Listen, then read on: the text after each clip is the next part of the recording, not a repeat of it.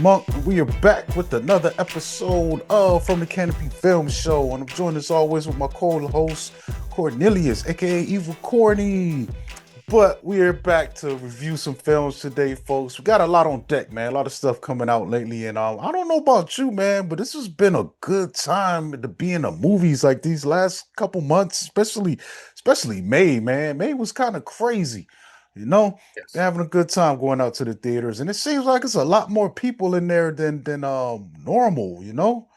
Yeah, I've noticed.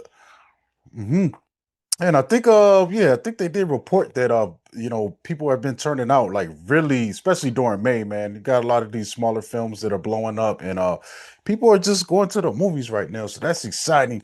But let's get into it. So the first film I'm going to talk about is a horror film, and this film is called Hokum. And this film is directed by Damian McCarthy. And in this film, a novelist, Om Bauman, retreats to a remote inn to scatter his parents' ashes. He's consumed by tales of a witch that haunts the honeymoon suite. Soon, disturbing visions and shocking disappearance force him to confront dark corners of his past. This film stars Adam Scott. We've also got Florence Odesh, Austin Emilio, David Wilmot, Mallory Adams, Peter Coonan, Michael Patrick, Brendan Conroy, and more. So, what you think about this one, Courtney? I think this just hit home video, but I haven't seen it yet. It did. I missed it in theater. I like this movie a lot. I think last film that Damian McCarthy made was Oddity, if you remember Mm-hmm. that one or not. Mm-hmm. I remember that. Yeah, but this is kind of a simple, comes across as a simple story. Adam Scott's playing Bowman, a writer. He goes to Ireland to go to where his parents first met and put their graves away. It's some trauma in his past because he might be involved. He was involved in the death of his mother, and his dad kind of hated him, because of that. So you're dealing with that. You're dealing with the folk tale or whatever about the honeymoon suite being haunted, and then a missing woman. And he's kind of doing a bit of an investigation on this and kind of gets caught up in some drama. But I love this movie, and I really hate I didn't see it in the theater. It was one of those to where it was at my AMC at a weird hour, when it was out, and then next thing I know, it was out of the theater.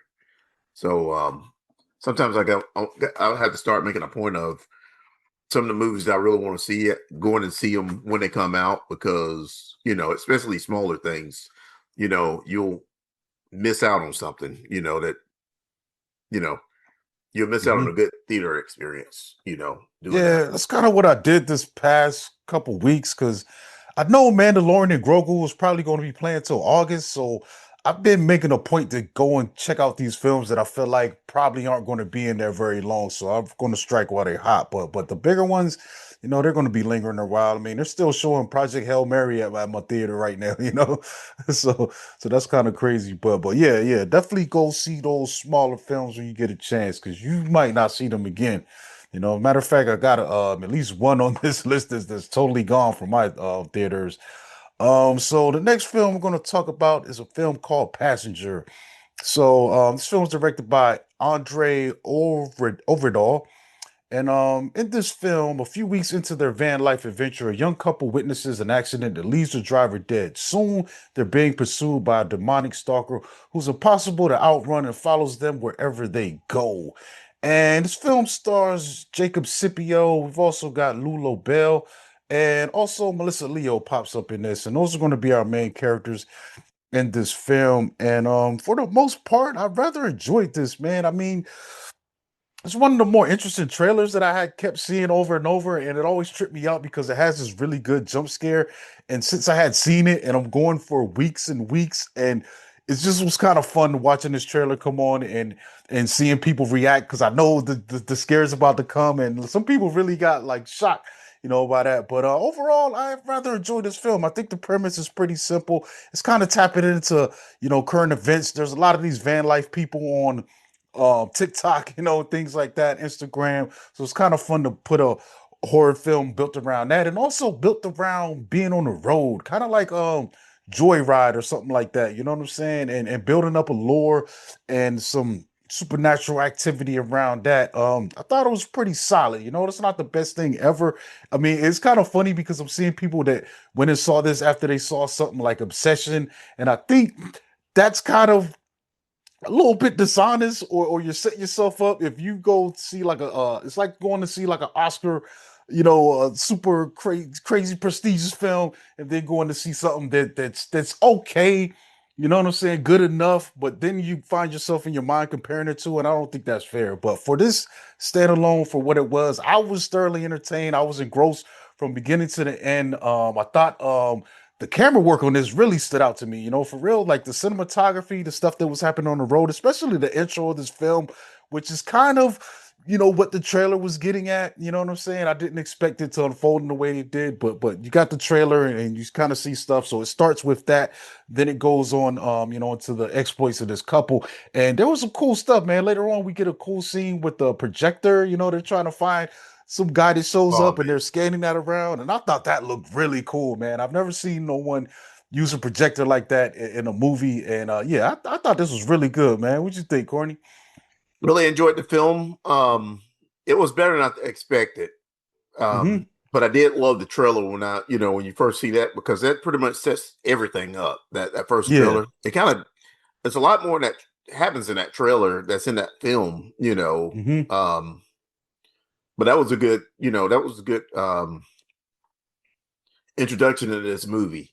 I had a lot of fun with it. Going on the road and not having like a house to go to is one of the things that I am I'm not into at all.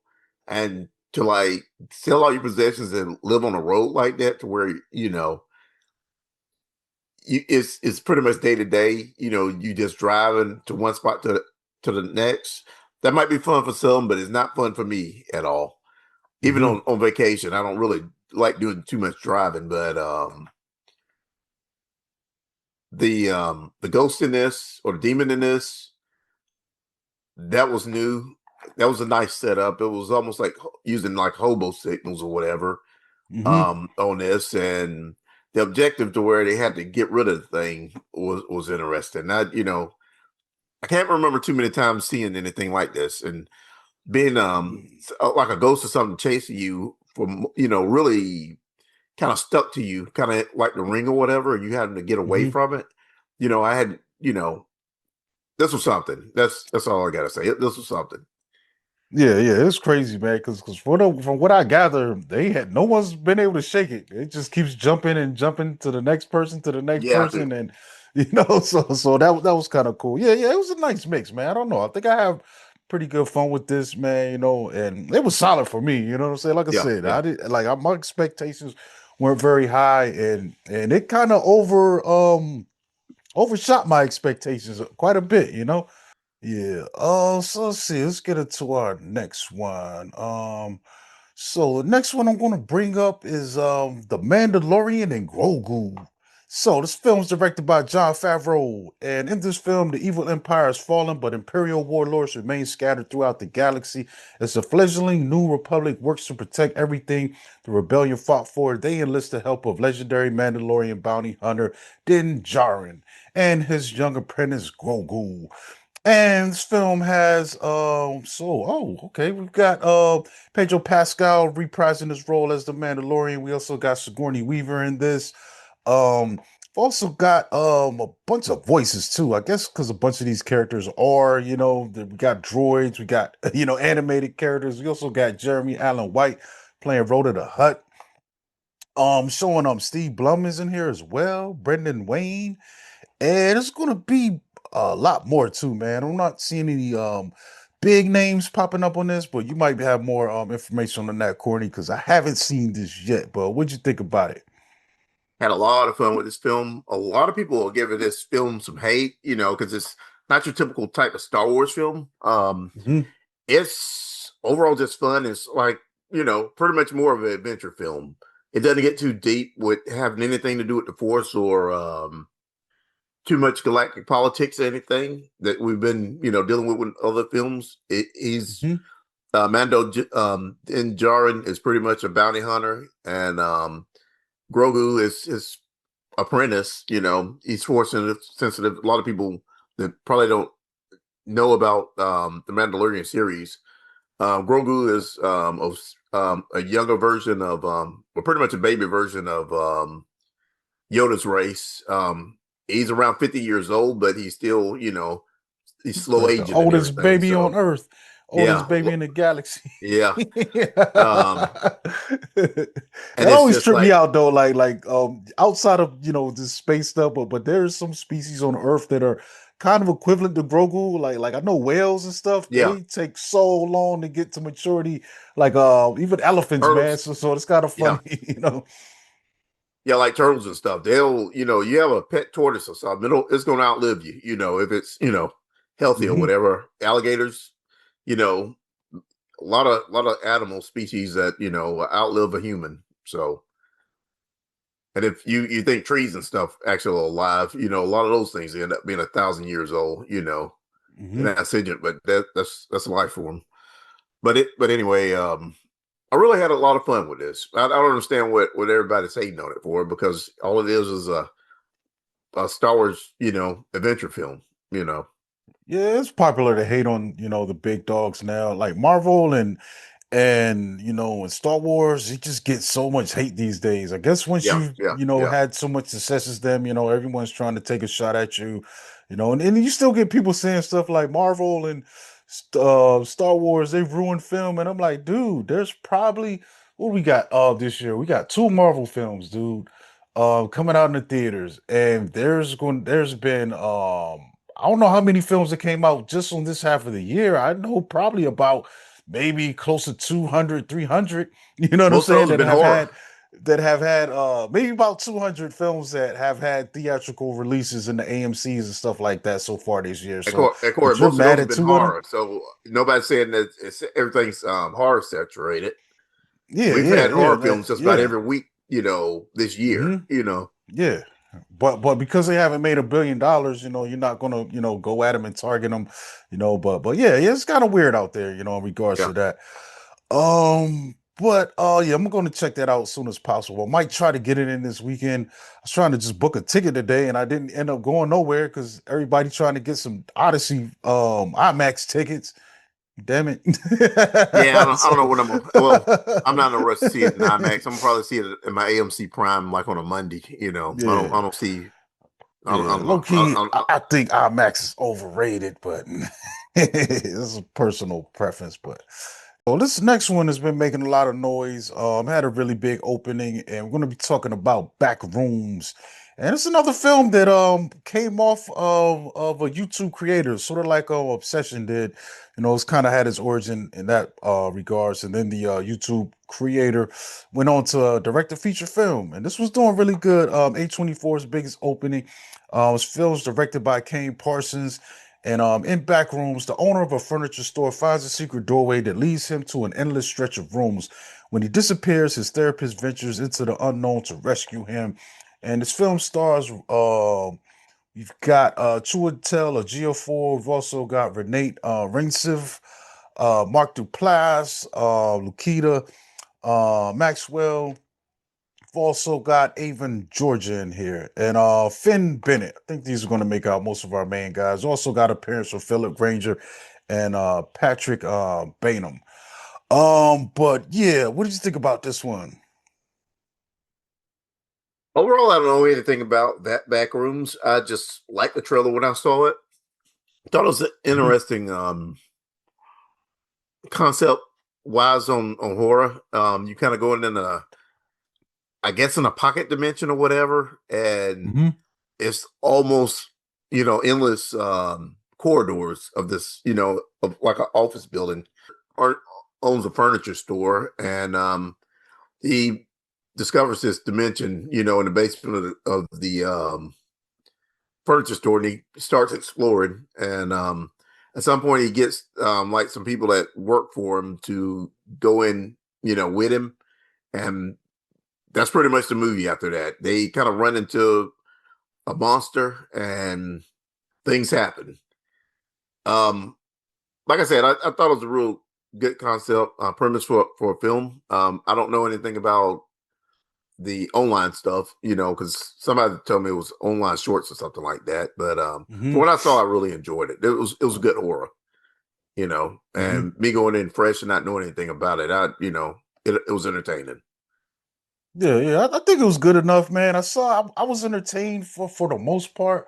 But I think I was also, I feel like by the time things start clicking together and pulling together, it's just over. You know what I'm saying? Once because there's some pretty cool, I think, reveals toward the end. In the very beginning, there's a lot of confusion, and I guess that kind of puts us in the point of view of the characters because they're just kind of poking and prodding in this space. But I did think Chiwetel Ejiofor, did a great job in this, as well as Renat Rensiv. Like they had some really good scenes, man. There were probably like three really good scenes in this film between them, man. Because she's like his therapist. So there's a couple sessions, especially the first one, and then there's I think there's a second one, bigger one when he kind of finds the space inside of his furniture store and he comes back to tell her about it, but she's not like quite on board with it. It's like, what the hell?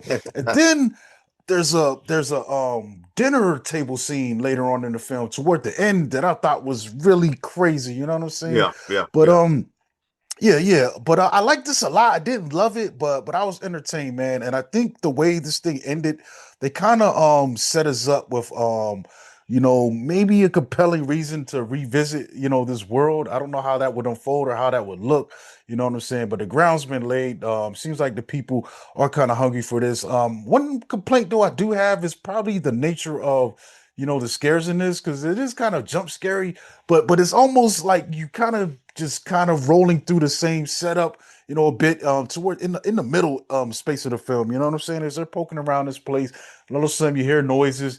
You get this little lurking thing, and it's crazy because you said there's a monster, but I don't know. I felt like it was more than one monster in that space, dude. Like because we get Yeah. that the one at the end, but I think there was another one in there. It could have been several for all I know, man. The way they're exploring the space, but yeah, man, I don't know. I think I would come back and see what else they would do with this if they did make a sequel. I didn't get the urge to go online and check out the YouTube channel, but I was entertained enough watching Backrooms. One of the things that drove me Um crazy about this film is one of the things that when you're watching a horror film, you kind of want to tell somebody, you might want to get the police involved before you do something. yeah, that too. Yeah, yeah. That's what I would have done. I'd have called the FBI, bro. Like, what Yeah. is this? What is this? Yeah. Like, I'm not just like, yo, As soon as yeah, as soon what as was the as end goal? soon as the reason why you go into the basement in the first place Yeah.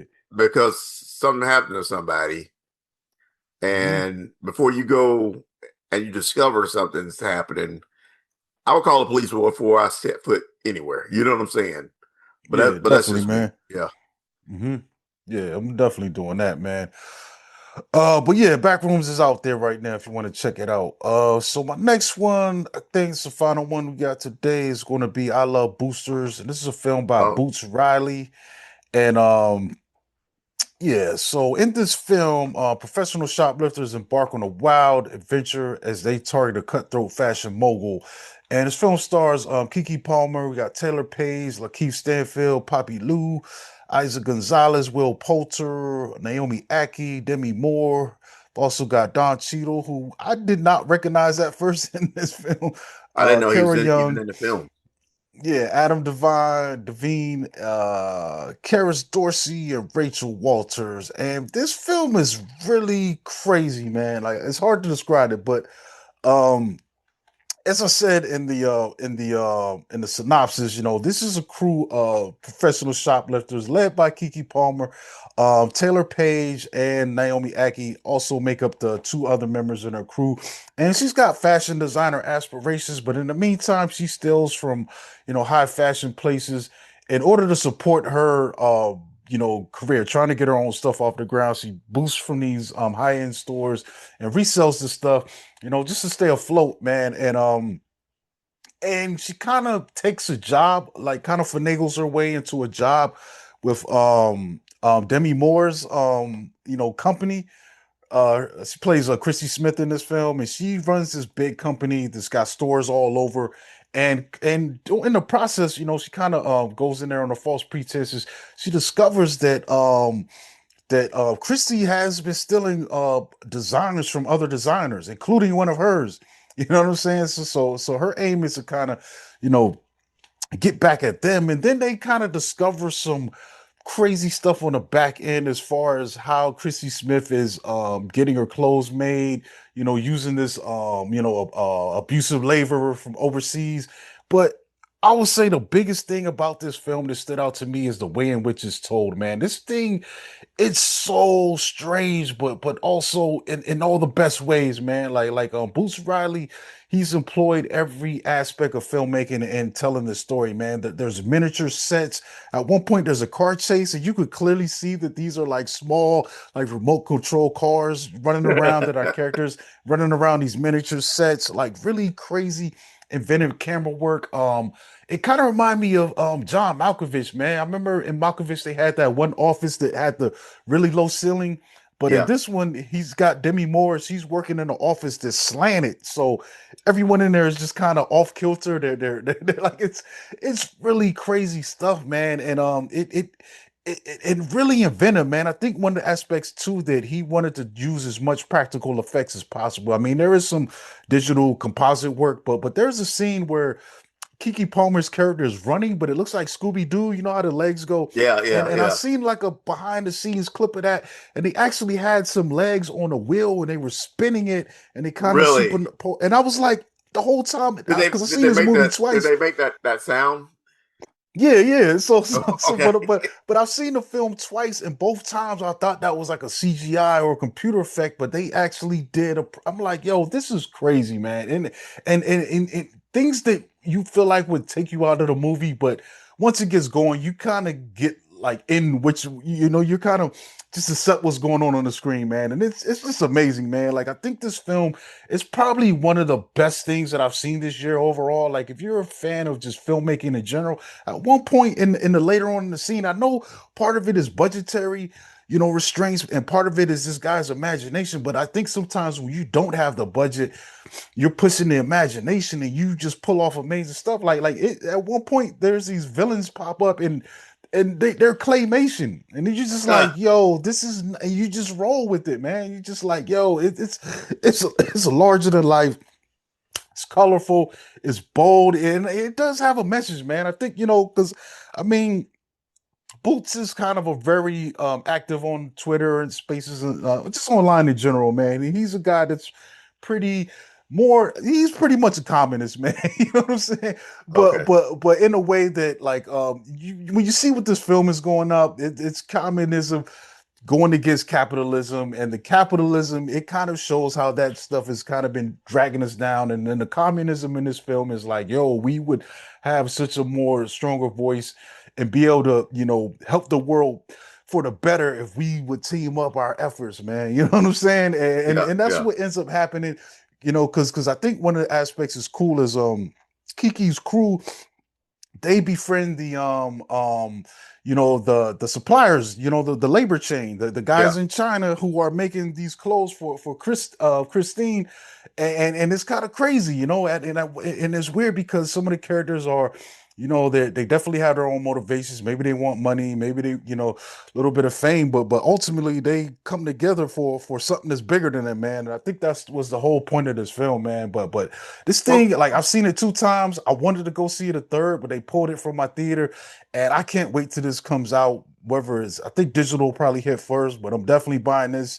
I'm gonna get me a physical copy. I'm gonna probably buy me a digital copy just so I can pull it up when I'm out and about. But this is one that it rewards repeated watching, man. It's just so okay. much cool stuff. Yeah. How was this? How much more did you like this than Sorry to Bother You? I think I liked it a lot more, but see, Okay, I haven't okay, seen Sorry to Bother You in a long time, so it made me want to go back and watch that. To be honest, like I think this is his opus so far, man. He's got Sorry to Bother You, he got the I Love Virgo. I like that a lot too, but I think this might be the best thing that he's done so far, man. okay. Yeah, yeah, really, really, just crazy, man. And a lot of directors that are giving him props, man. I think Guillermo del Toro had a screening with him for it. I just saw, what's the guy? Who's the guy that, um, he did, Red Rocket and the one that won the award a couple years ago, Oh, Honora. Lenora. Um, I'm blanking on his name. Yeah, yeah, but he just made a post about it, how much he loved this film, man. But yeah, this is one of the ones, man. Hopefully, I would love to see this thing get recognized at the end of the year, but the problem is too, it just came out at a time where so much bigger stuff was coming out. Obsession was chewing up everything. Mando Sean and Baker. Grogu dropped. Yeah, yeah, Sean Baker. So yeah, but yeah, catch this if you can. It's still out there in a couple places where it was doing good. They got an extended run. But like I said, I can't wait to, get my hands on this and watch it again, man. It's just so much in there, dude. From the filmmaking wise, the messaging wise, the performances wise. Like Demi Moore was killing this too, man. Kiki and all of them were just so great in this, man. Everyone, and like I said, I didn't even recognize Don Cheadle until later in the movie. I'm like, hold up. Like I was like, I'm hearing the voice, but it's not connected. I'm just like, who is this Okay. dude? Yeah, man, this thing was awesome, dude. Like, yeah, I want to see more of the behind the scenes, and once they put out like a physical copy of this, man, that's going to be crazy.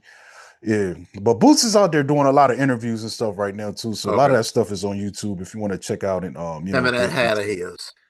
Yeah, yeah, yeah. I love the hat too, man. But it's Yeah, crazy. me Yeah, too. yeah. Yeah, But that's about one thing I'll ever be able to pull off. But yeah, mhm. it's Nah, that was a great film, man. yeah. I kind of had made it up in my mind like a week or two ago that I was just going to have to see Holcomb online, and I think the same thing with this film because I think it might Hmm. be like a 9 o'clock showing, a 9 o'clock at Hmm. night showing. This might be the only thing I have here to see that. So It's worth it, man. That you definitely be amped up enough by the end of for that drive home, but it's worth it, man. Like yeah, it's one of them ones you're gonna be like, dang, I wish I would have just took the risk yeah, and yeah. seen it. But yeah, I think that's it, man. Got some stuff coming this week. I think got the scary movie. I'm not really interested in that. Masters of the Universe is out. Was there something else is opening this weekend? I forgot. I gotta look into the schedule, but yeah, I probably can't even look right now because Amazon is, I mean, not the AMC app is frozen. Everybody trying to get their Odyssey tickets. Probably that and But that yeah, Supergirl. Supergirl went on sale yesterday, and that app has shut down on me.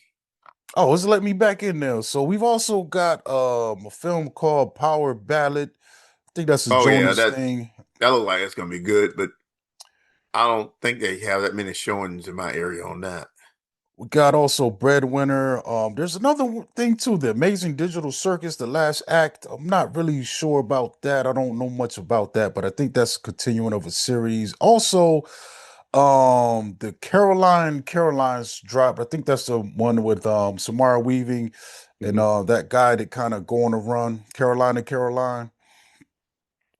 So that's out, yeah, that's out this week. And I think that I don't know, there's some other little stuff.